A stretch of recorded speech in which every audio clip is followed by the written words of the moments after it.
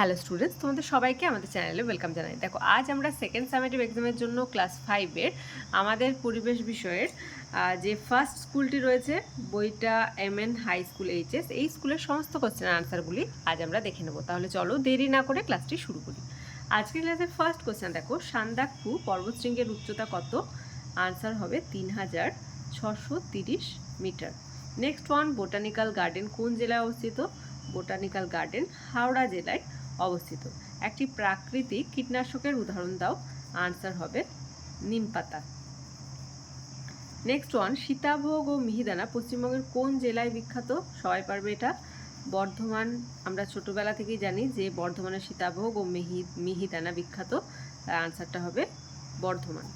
Next one, মহানন্দার জন্ম কোথায়? Answer লিখবে দার্জিলিং জেলার ডাউহিল। তারপরে ভারতের প্রথম শিক্ষামন্ত্রীর নাম কি?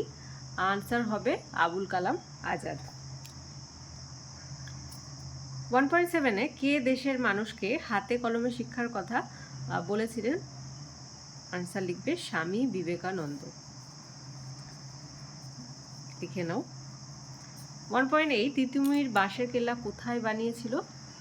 উত্তর 24 পরগনাতে। ওকে, ফার্স্ট দেখো, বারুইপুরে ভালো পেয়ারা চাষ হয়, শুদ্ধ না অশুদ্ধ? এটা হবে শুদ্ধ। নেক্সট, সাদা অর্কিডের শহর হলো কার্শিয়াং, এটাও শুদ্ধ। ফার্স্ট কোশ্চেন খুব ইম্পর্টেন্ট, নিত্যবহ নদী কাকে বলে? আনসার লিখবে যে সমস্ত নদী বরফ গলা জলে পুষ্ট, সারা বছর নদীতে জল থাকে এবং নৌ পরিবহনযোগ্য, সেই সমস্ত নদীকে বলা হয় নিত্যবহ নদী, যেমন গঙ্গা, জলঙ্গি ইত্যাদি। 3.2, লুপ্তপ্রায় মাছ কাকে বলে? উদাহরণ দাও।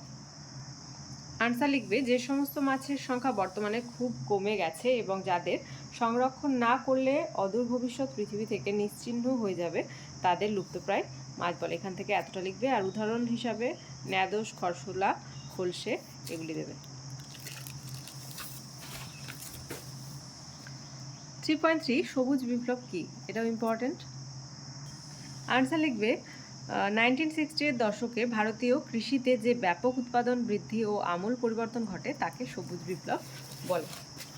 নেক্সট ওয়ান, ম্যানগ্রোভ জাতীয় গাছের দুটি বৈশিষ্ট্য লেখো।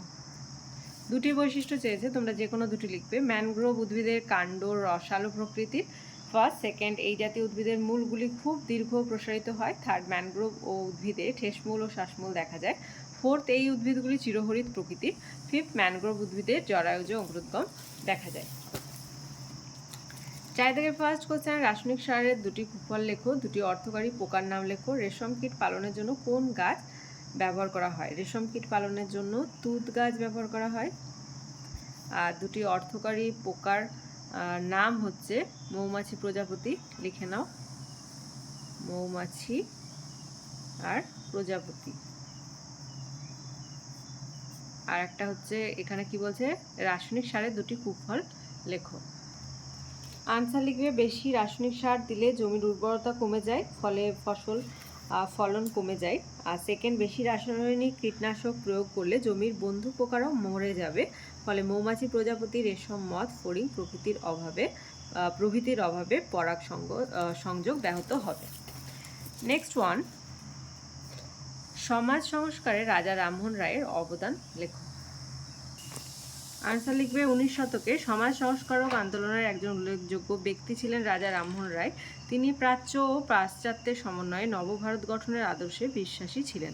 ধর্মমত সম্পর্কে আলোচনার জন্য রাজা রামমোহন রায় 1815 খ্রিস্টাব্দে কলকাতায় আত্মীয় সভা প্রতিষ্ঠা করেন। পরবর্তীকালে একেশ্বরবাদ প্রচারের জন্য 1828 খ্রিস্টাব্দে ব্রহ্মসভা প্রতিষ্ঠা করেন, যা পরবর্তীকালে ব্রাহ্ম সমাজ নামে ধারণ করে। তার আন্দোলনের প্রভাবে 1829 খ্রিস্টাব্দে লর্ড উইলিয়াম বেন্টিং সতীদাহ নিষিদ্ধ বলে ঘোষণা করেন। তিনি নারী শিক্ষার ব্যবস্থা করেন। দেশের মানুষকে ইংরেজি শিক্ষায় শিক্ষিত করে তুলতে তিনি অক্লান্ত পরিশ্রম করেছেন। তাহলে আজকে দেখো, ফার্স্ট স্কুল বইটা MN হাই স্কুল এইচএস, এই স্কুলের সমস্ত কোশ্চেন আনসারগুলি আজ আমরা দেখে নিলাম। ক্লাসটি ভালো লেগে থাকলে অবশ্যই একটা লাইক দেবে আর ভিডিওটি বন্ধুদের সঙ্গে অনেক বেশি করে শেয়ার করবে। আর আজকে ক্লাসে যারা প্রথমবার এসেছো তারা অবশ্যই চ্যানেলটি সাবস্ক্রাইব করে নিও এবং পাশে থাকা বেল আইকন প্রেস করে রাখবে, যাতে করে আগামী দিনের সমস্ত ভিডিও সবার আগে তোমাদের কাছে পৌঁছে যায়। তাহলে আজ এই পর্যন্তই, তোমরা সবাই ভালো থেকো। Thank you.